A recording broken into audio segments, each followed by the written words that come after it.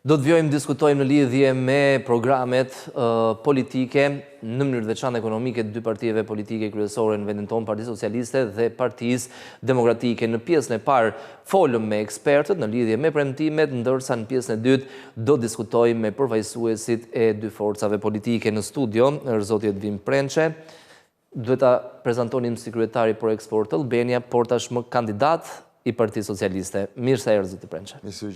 Dhe njëkohësisht në Skype kemi zotin Besar Xhaferi, kandidat për deputet i Partisë Demokratike për Tiranën. Zoti Xhaferi, mirë se erdhët.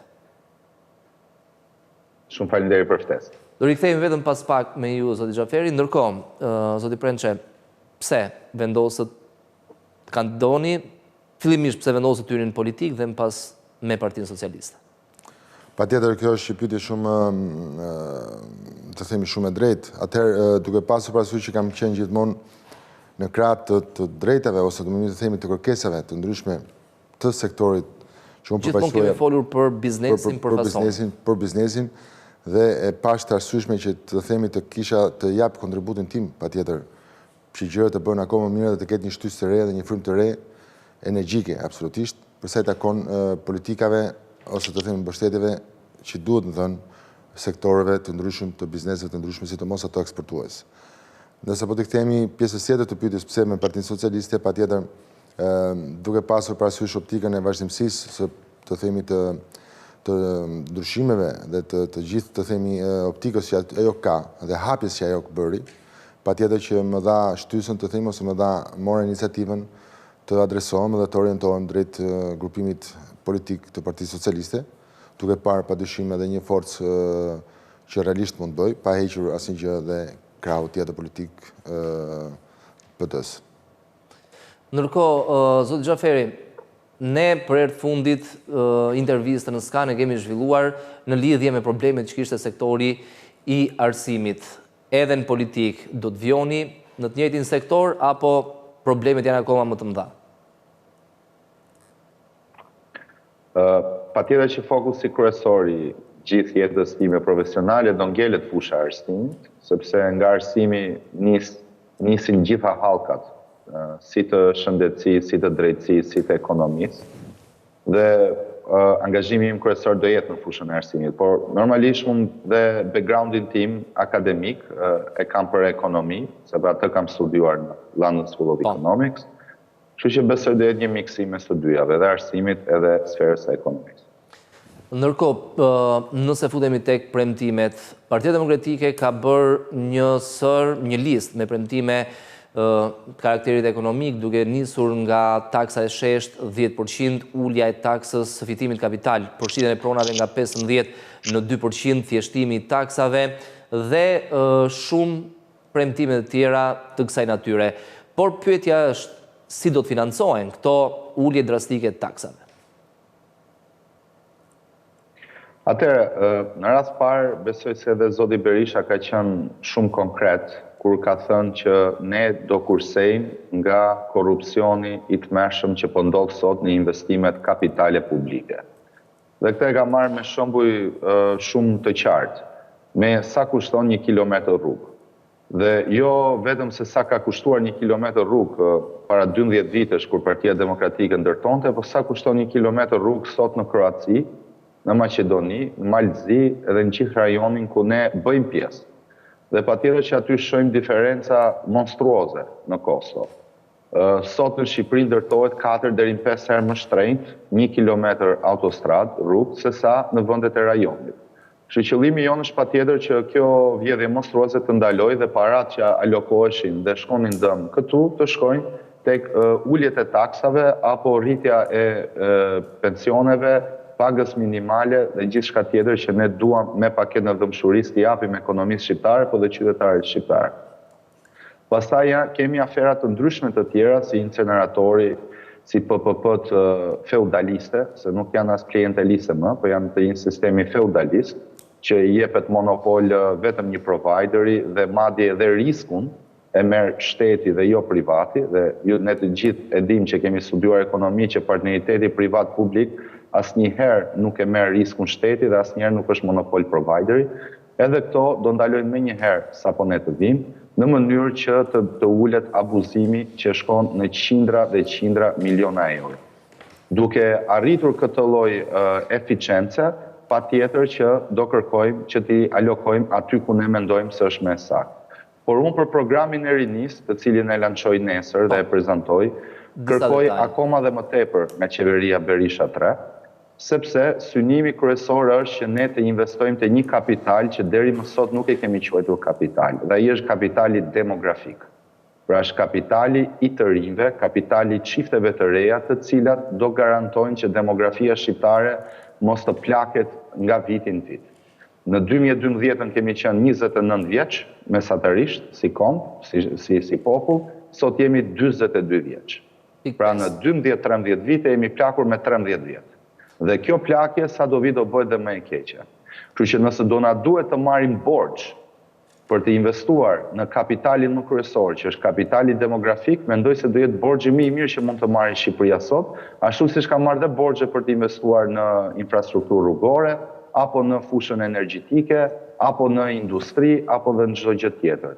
Ne jemi sot para faktit që nëse nuk marrim masa të shpejta për të investuar pikërisht tek njerëzit, do jetë shumë vonë pas 5 vitesh apo pas 10 vitesh që kur të kujtohemi për të investuar përsëri tek ata, sepse mund të jemi gjatë të boshatisur dhe të humbur me shpresën se mund të kemi një ekspansion demografik dhe ekonomik në të ardhmen. Zoti Prençe, ta nisim me taksat, ato që folëm edhe me zotin Xhaferi.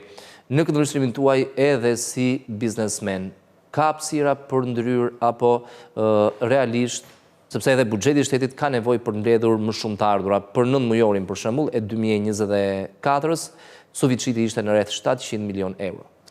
Patjetër atë dhe kryeministri Rama e shpalosi të themi në paketat e tij, që do ta quajmë të themi paketa ose paqja me biznesin, pikërisht kjo ndikon në ato çfarë ai tashmë ka filluar ose ka bërë në vite dhe po mundohet në një farë mënyrë të bëjë një kthes të fortë pikërisht për të mbështetur dhe incentivuar bizneset, sektorë të ndryshëm dhe ato që janë me interes të themi ekonomik dhe kombëtar. Dhe pikërisht në këtë optik është edhe fokusi i ndërhyrjes ose të themi futjes tonë në politikë dhe në krahun e Partisë Socialiste. E shohim si një opcion pikërisht për të monitoruar dhe për të qenë aty për të bërë të mundur që kjo gjë të bëhet jo vetëm realitet, po aty ku ka mundësi të bëhen pse jo edhe ndryshime të drejta, gjithmonë në efekt dhe në benefit të ekonomisë shqiptare dhe të bizneseve shqiptare, e cila mendoj që është zëmra e ekonomisë së një vendi, e cila në një farë mënyrë ose të themi në mënyrë totalisht të rëndësishme, është shumë e rëndësishme për ekonominë e vendit dhe fokusi kryesor patjetër është edhe sektori eksportues, e cili nga ana tjetër absolutisht është të themi flamuri që ne na nderon dhe flamuri që ne na orienton të themi drejt tregjeve europiane dhe botërore. Patjetër eksportet janë shumë të mira, por fillimisht duhet kemi prodhim vendas. Sa është në fokus pikërisht stimulimi i prodhimit për plotësuar tregun vendas, tek prodhimi flas edhe përpunimi i produkteve pse jo edhe bujqësore, me destinacion tregun ton, por edhe tregun e huaj, sepse është një ndër shtyllat kryesore të çdo ekonomie. Ka filluar lançimi, që përmendet ju për bujqësinë, ka filluar lançimi i garancisë sovrane për sa i takon sektorit të bujqësisë dhe por nga ana tjetër mos harrojmë që edhe kryeministri Rama tha që do disbursohen ose do injektohen të themi në ekonomi nëpërmjet Bankës së Zhvillimit dhe Bankës së Shqipërisë pikërisht rreth 8 miliard euro në këtë deri në 2030, e cila realisht është ajo çfarë është e nevojshme për sektorët të ndryshme dhe për bizneset.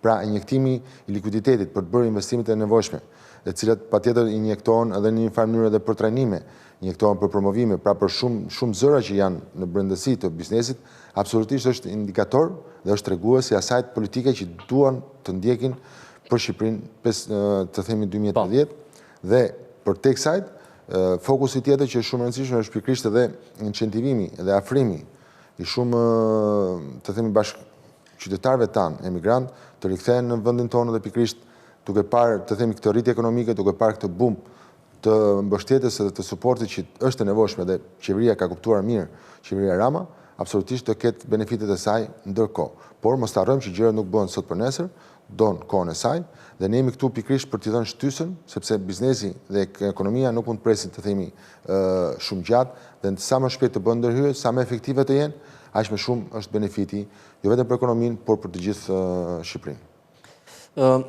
dy pika, përmendim vetëm dy pika ku të dyja partit janë në të njëjtën linjë, është Banka e Zhvillimit, Banka Shqiptare e Zhvillimit, por njëkohësisht edhe paga minimale në vlerën e 500 eurove. Zoti Xhaferi, është domosdoshmëri apo mund të jetë edhe vonuar ngritja e një banke e zhvillimi si Partia Demokratike, ashtu edhe Partia Socialiste e kanë si objektiv? Pra, e sigurt është që do ta kemi një bankë zhvillimi. Ajo patjetër që ka nevojën imediate, sepse normalisht sektorët e ndryshëm të ekonomisë shqiptare nuk janë të brishta. Janë goxha të brishta dhe duan një ndihmë ekstra, të cilat patjetër do e bëjnë më të fortë dhe më të prekshme atë sektor se çfarë mund të prodhojë. Por frika ime është që nëse Partia Socialiste e ngre këtë bankë, sidomos për sektorin e bujqësisë, pa dashur të bëj asnjë lloj replike, ne kemi një shembull që është i part 1 dhe i part 2. Pra, janë qindra miliona euro që erdhën nga Bashkimi Evropian dhe janë ndaluar tashmë të mos vinë më në Shqipëri, sepse u menaxhuan në mënyrën më klienteliste dhe në mënyrën më të gabuar. Pra, dhe mashtruese. Nuk shkuan tek fermeri shqiptar, por shkuan tek oligarkë të ndryshëm që mendonin se mund të hapin agroturizëm dhe jo diçka fermere, agrare.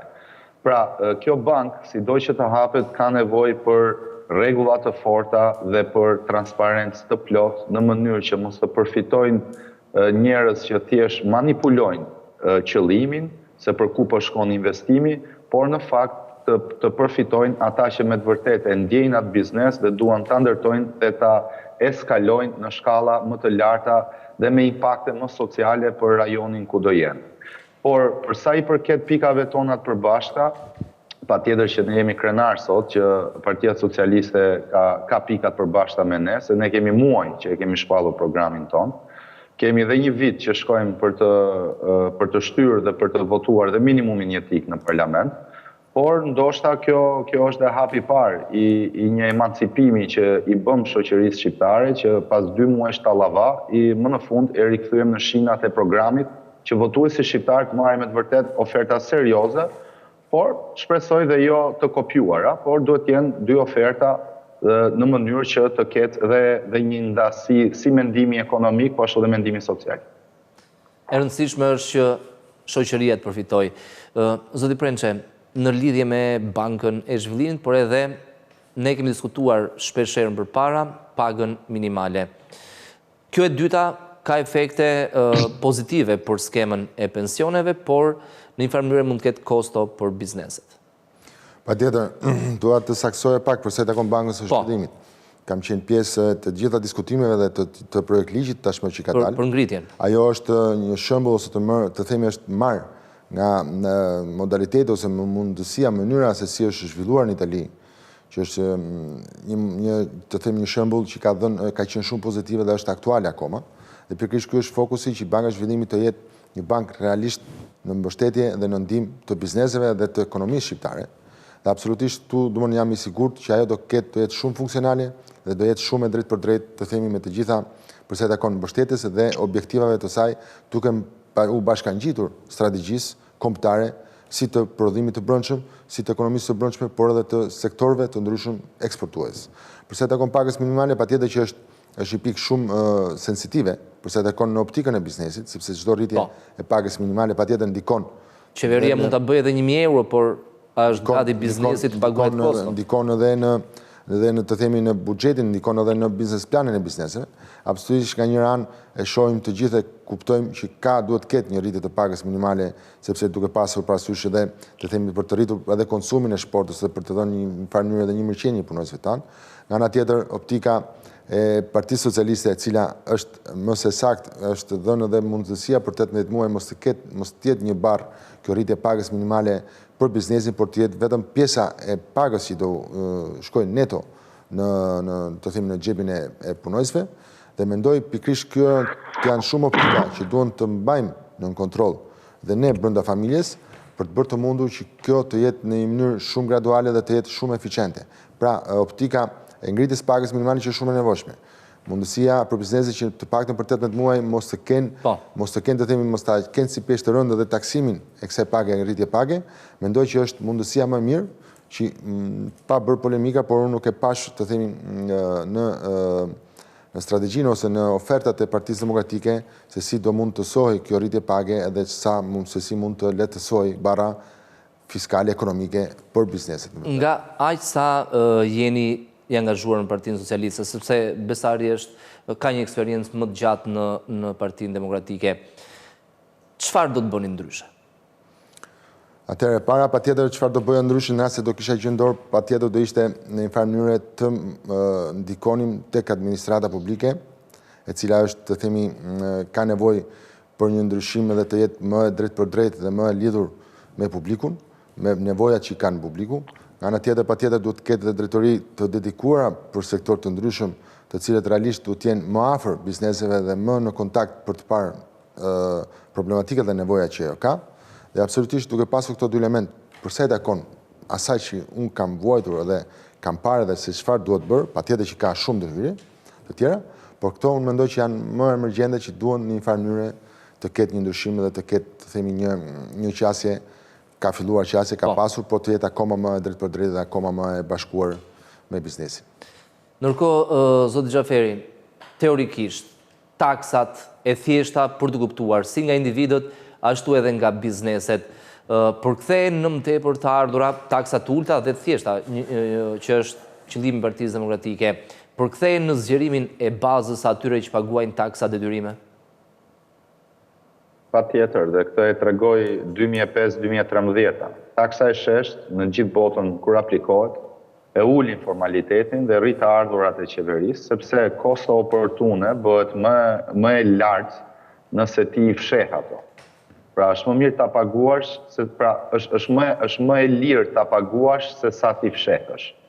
Kurse sot që kemi taksën progresive, sidomos tek biznesi i vogël dhe i mesëm, që deri në 140 milion lekë kanë 0% atin fitimin, e deri në 100 milion lekë kanë 0% të vëshën, i bën këto biznese që mos të rritën, por të rrinë gjithmonë në deklarimet e njëjta, si për të shmangur të vëshën, apo dhe për të shmangur tatimin vita ardhur. Kështu që ne këtë eksperiment na ka dështuar prej 12 vitesh tashmë, sepse kemi paketa të ndryshme fiskale që qeveria do t'i kalojë, sepse nuk i funksionon paketa e kaluar. Madje edhe profesionet e lira fituan vitin e kaluar një gjyq të rëndësishëm në gjykatën kushtetuese, kur rreth 8.000 persona dhe profesionet lira do ju vendosej një taks dhe nuk do quheshin si biznes i vogël dhe i mesëm. Po pikërisht pse po vendosej ajo taks? Po vendosej sepse nuk funksionon taksa progresive. Pra është shumë më komplekse, të lë hapësira që mund të gabosh, dhe mbi të gjitha të lë dhe hapësira që ti mund të shmangësh dhe të mashtrosh shtetin. Kështu që taksa e sheshtë 10% është ajo që funksionon gjithmonë më mirë kudo që të jetë. Por në njëjtën kohë dhe TVSH-ja që ne duam të vëmë për produktet e shportës, si TVSH të reduktuar apo dhe rimbursim për produktet e shportës të një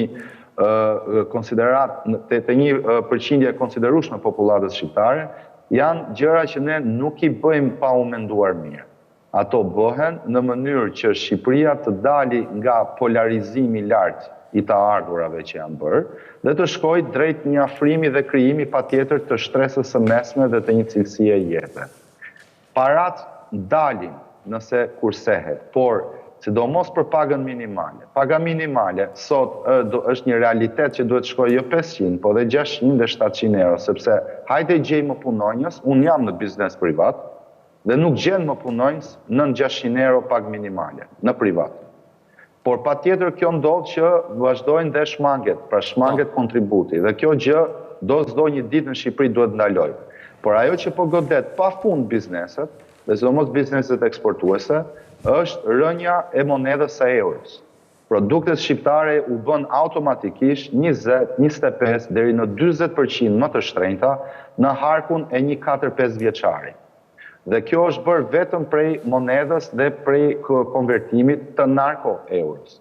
Sepse po të shohësh të gjithë exchange rate-in e monedhave, valutave vendore, në rajonin ton, dhe në rajonin ton Maqedonia dhe Serbia kanë monedhën e tyre, ato janë që nga viti 2016, janë flat, janë të sheshta, nuk kanë diferencë. Nuk ndryshojnë as me një pikë. Ndërkohë, monedhi lekut ka një rënje prej 20%, jo vetëm me euron, pra një rritje me 20% vlerës, jo vetëm me euron, por edhe me poundin.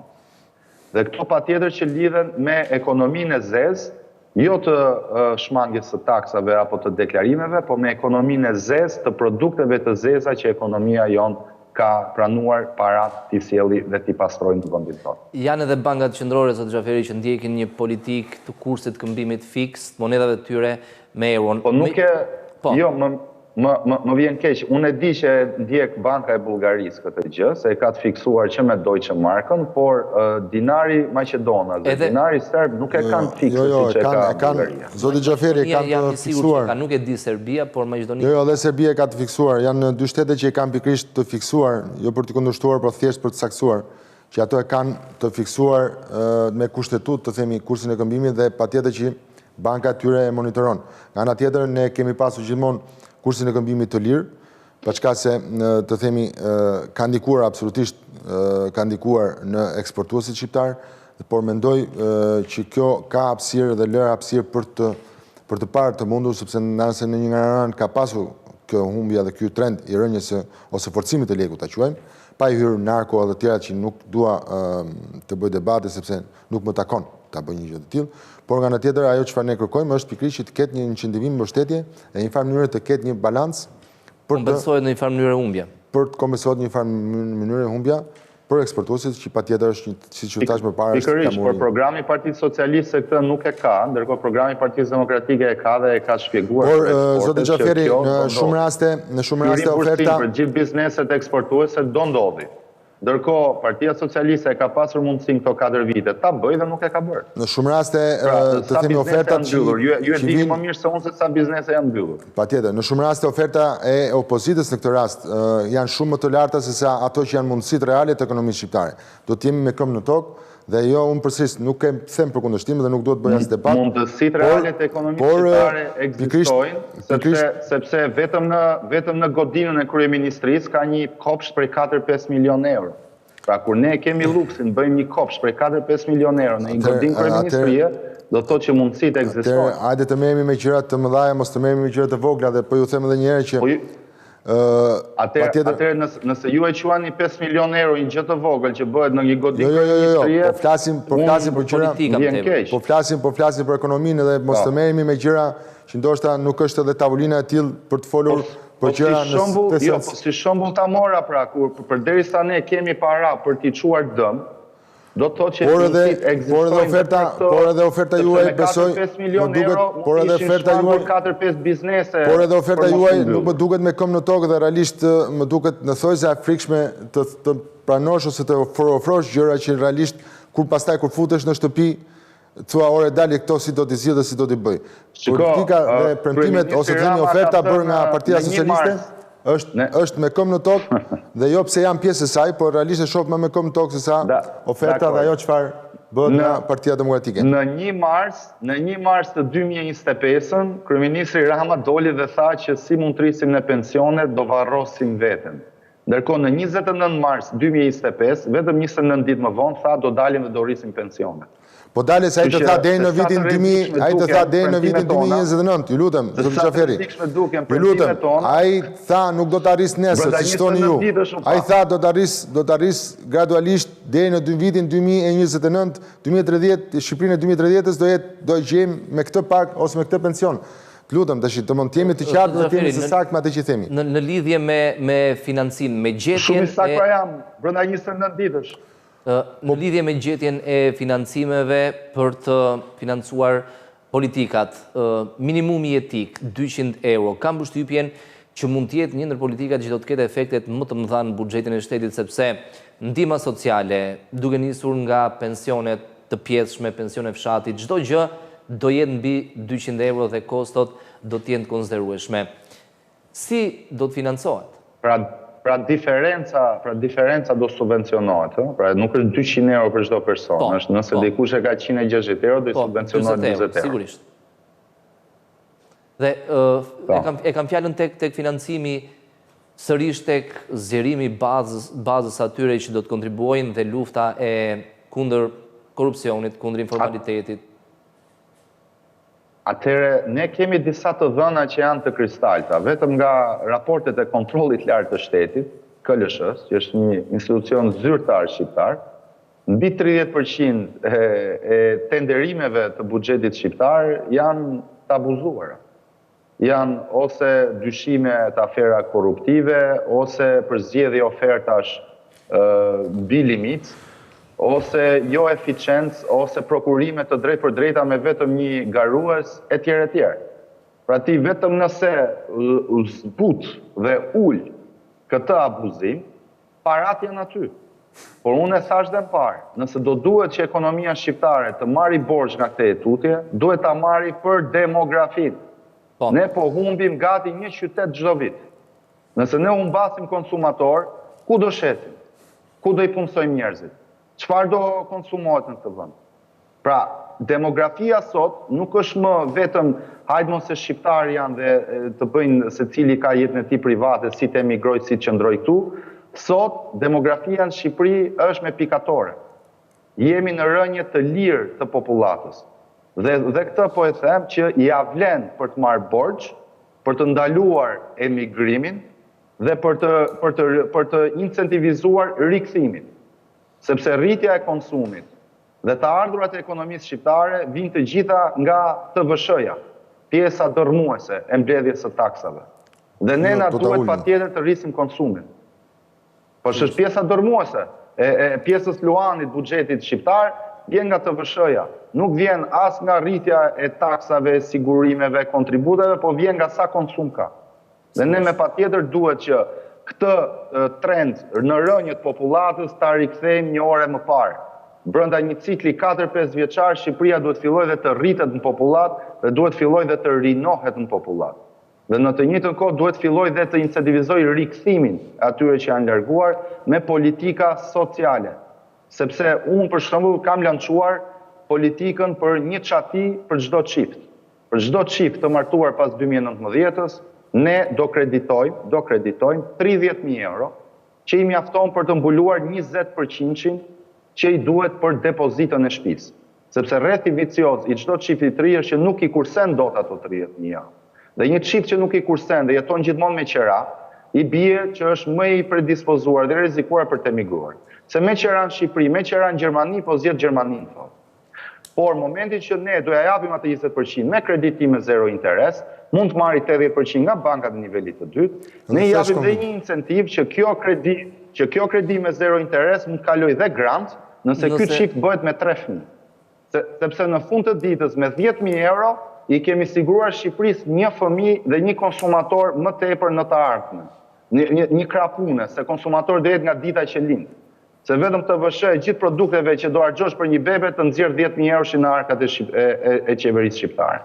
Dhe ata të gjithë kam shtypën të gjithë ata që kanë 2 fëmijë e bën një sakrificë për të bërë edhe një. Po problematika qëndron që nëse nuk bëjnë fëmijë si të bëjnë, sepse a ka mundësi të bëjnë dhe sakrificë për fëmijë 4 e fëmijë 5, se ne jemi sot në deficit dhe minus. Kjo është patjetër është një ofertë që nuk dua të hynë analizë, por më duket e papërshme. E ka shteti Hungarisë që nga 2018, Republika e Hungarisë e ka këtë ligj. Dhe prej atij vendi e marr. Dhe ka një efekt të papar pozitiv. Quhet ligji hungarez, 30.000 euro kredi me zero interes për çdo çift të martuar. Zoti Prençe. Jo banesa sociale me bonus edhe me si thosh me. Zoti Prençe, kaluam gradualisht tek zhvillimet demografike, tek emigrimi. Partia Socialiste gjithashtu I ka në fokus në mënyrë të veçantë kthimin e emigrantëve, por edhe mbajtjen atyre që janë këtu. Kemi paketën e maleve, janë disa oferta për emigrantët që të vinë punojnë, të jetojnë në Shqipëri, të investojnë në Shqipëri. Është një ofertë e kënaqshme në këndvështrimin tuaj për ata, sepse edhe vetë ju keni eksperiencën që keni punuar jashtë, keni vendosur të riktheheni në Shqipëri. Patjetër është një ofertë, ashtu siç thash në fillim, është një ofertë me këmbë në tokë. Kjo është kryesorja. Pra, oferta e Partisë Socialiste është pikërisht paketa maleve, pikërisht edhe paketat e tjera që mendoj që nuk do ndalen këtu. por duke parë dhe të themi efektet e saj që do jenë shumë pozitive në kohë, absolutisht mendësia dhe hapja e Partisë Socialiste, pikërisht edhe me frymat e reja, absolutisht do japi një shtys të themi dhe do japi ide të reja dhe inovative që automatikisht do përkthehen në rikthimin e shumë bashkëtetarëve tanë. Por nga ana tjetër, dhe ekonomia shqiptare që nuk është një parashikim, por është reale që po ndodh, ka një rritje dhe si e tillë gradualisht do shkojë edhe absolutisht drejt një rritje akoma më të madhe, duke përsëritur edhe një herë injektimet që janë të nevojshme në likuiditet për bizneset dhe për ekonominë shqiptare, në investime, në trajnime, në të gjitha të themi zërat e tjerë që janë shumë të nevojshme. Por përsëris janë me këmbë në tokë, mund të analizojmë, themi ndoshta nuk janë as të mjaftueshme, por kjo nuk do të thotë që janë të parealizueshme dhe janë të themi nuk mund të mendohet për gjërat e tjera. Por përsëris fillimi, startimi me këmbë në tokë dhe gradualisht të ngrehet të themi steka ose të ngrehet kërkesa për një ide të reja, absolutisht është optimale dhe e bëshme me Partinë Socialiste në krye. Zoti Xhaferi, edhe një pyetje në lidhje me programin që do të prezantoni ditën e nesërme, ndonjë detaj interesant sikurse ky 30.000 euro që përmendet. Pra, ne kemi 4 pika për programin për rinin, të cilin patjetër kemi bërë pas një turi të gjatë dëgjimesh me të gjithë bashkëpunëtarët tanë. Dhe ato ndahen në 4 pika. Janë arsim, punësim, çati dhe rikthim. Tek arsimi e kemi ndarë në 3 nën pika të cilat e prekin rinin shqiptare. E para njërë janë shkollat 8 orë publike me një vakt ushqim që duhet me patjetër të nisin një orë më parë. Dhe ne kuptojmë që ky është një problem sepse shumë shkolla janë me turne dhe prandaj shkollat nuk po kthehen asnjëherë në një qendër komunitare. Dhe ne këto shkolla duam t'i bëjmë patjetër qendër komunitare dhe 8 orë me vakt, sepse do e ndërlidhim me lagjet e Tiranës sidomos, ku mungojnë shkollat, ne do japim tollon, kupon, 250 euro për çdo fëmijë, jo për çdo familje, për çdo fëmijë, që qytetari ta çojë në një institucion privat derisa shteti të sjellë shkollën publike. Sepse përderisa taksa e arsimit mblidhet dhe aty mungon shkolla publike, shteti duhet penalizojë veten derisa t'ia sjellë institucionin publik. Dhe në këtë mënyrë do çlirojmë presionin dhe nga shkollat publike të mbi populluara, derisa shkolla publike të ndërtohet me këto tollone private që të shkojnë. Në të njëjtën kohë do i kursejmë dhe qytetarit atë cost after school-i. Besoj ju keni fëmijë vet, mund i keni shkollë publike dhe jeni të detyruar për t'i dërguar në after school pasi mbarojnë orarin zyrtar të shkurtuar të mësimit. Dhe në të njëjtën kohë do çlirojmë dhe një potencial shumë të madh që është nëna shqiptare që ka mundësinë të punojë. Është krah pune që sot në një përqindje të lartë janë të penguara dhe të penalizuara për të punuar, sepse fëmijët e tyre nuk janë të përkujdesur 8 orë në institucionet publike. Dhe pika e fundit e arsimit është dhe taksa e mësimit në universitetet publike zero, që është një premtim jon i hershëm. Ne do heqim taksën e arsimit në universitetin publik, dhe në të njëjtën kohë do japim dhe minimumin jetik për çdo student në universitetet publike do japim 200 euro. Pra studenti do jetë në të njëjtin nivel të ndihmës si me pensionistin, si me asistencën, si me gjithçka tjetër, sepse e dim se sa është shtrenjtuar jetesa për studentët shqiptarë që nga inflacioni i tmerrshëm që ka ndodhur në akomodim, në ushqim, në produktet e shportës dhe në transport. Dhe një student shqiptar sot që vjen nga rrethet për studiuar në Tiranë e ka edhe më të shtrenjtë se sa të shkojë të studiojë në Gjermani dhe prandaj ne kemi një eksod masiv të maturantëve shqiptarë që vetëm vitin e kaluar ishin 12.000 që janë larguar për të studiuar jashtë. Pika e dytë punësimi është shumë i thjeshtë, në pika e parë e tij është që për çdo të ri nën 30 vjeç që bizneset do punësojnë, sigurimet shoqërore dhe shëndetësore do paguhen nga qeveria. Dhe ky është një premtim për të rritur le të themi punësimin e të rinjve, të cilët sot bizneset i kanë me mëdyshje, sepse në rast parë do i duhet që ti trajnojnë dhe në rast dytë nuk duan që ti deklarojnë. Këtë barë do ja heqim biznesit privat. Dhe në pika e dytë, për ata të rinj me guxim, është që për çdo nën 30 vjeç që hap një sipërmarrje të re, për 3 vite nuk paguan asnjë taks, as tatim fitim dhe as TVSH. sepse çdo biznesi të ri duhet 3 vjet, sidomos i menaxhuar nga njëri që nuk ka eksperiencë dhe po e bën për herë të parë për ta hapur, i duhet një suport dhe një 3 vjeçar që ta ngrej atë biznes në nivelin e duhur. Çatim për çift e fola dhe pika e fundit që është rikthimi është që për çdo 9-35 vjeçar që vendos për të rikthyer në Shqipëri, për 5 vite do ketë 0 taksi. Zot Preferi, ju falenderoj për ta mbyllur bisedën së bashku, ju falenderoj që gjetët kohë në studion e televizionit Skan, ndërkohë dhe suksese shumë për gjatë fushatës dhe në zgjedhje patjetër. Faleminderit. Ndërkohë, zoti Prençe, edhe disa pyetje më tepër në aspektin personal. Dëshironi të thoshit diçka në lidhje me ato që Besarti tha? Patjetër, unë duke bërë një përllogaritje të thjeshtë, sepse nuk kam as të dhënat për se takon Tiranës, për studentët, për nxënësit që i tha, dhe për gjithë pikat e tjera, absolutisht janë pozitive, por në fund të ditës pikpyetjet e gjitha është a realizohen. A janë të realizueshme. Dhe unë e shoh të pa realizueshme gjë të tillë, duke pasur parasysh që do jetë një barë shumë e lartë, një kosto e lartë për qeverinë, kushdo qeveri që të vi. Dhe tillë unë e thash pak më përpara, oferta e opozitës është gjithmonë më e lartë dhe më e paimagjinueshme përse i takon për të ardhur në pushtet. Por nuk duhet ta quaj, duhet të ndryshojmë mendësinë e këtyre gjërave, duhet të kalojmë në një fazë më të re, më inovative dhe më reale, më në kontakt me popullin. Pra t'i shpjegohet popullit orë dalë, para se të bëjë një ofertë dhe ka të drejtën dhe detyrimin të bëjë një analizë dhe ka njerëzit që të bëjë një analizë sa janë të ardhurat, sa është buxheti, sa janë mundësitë. Në bazë të asaj hajde të bëjmë ofertat duke rrezikuar pak, po jo duke egzageruar. Ky është një egzagerim total dhe ndodhet opozitat, më mirë të themi, ndodhen në një situatë që kush bëj ofertë më të lartë, po dalim në një formë mankandi që realisht dhe populli me atë perceptimin tim dhe me aq pak të them eksperiencë që kam, që tashmë kam filluar në takimet me njerëzit, realisht janë të lodhur duke dëgjuar gjithë këto gjëra. Përsëris, unë të them të ofertën ose më mirë të themi objektivat mund ta quajmë më mirë të Partisë Socialiste i shoh reale, sepse është qeveria Rama është aktualisht i ka të themi është në brendësi dhe po i përjeton dhe po mundohet të realizojë gjitha gjërat. Dhe ajo çfarë thotë është një gjë që është e bëshme dhe është e realizueshme. Dhe pikërisht këtu kjo është faza e saj. Ka nevojë për përmirësim? Absolutisht po.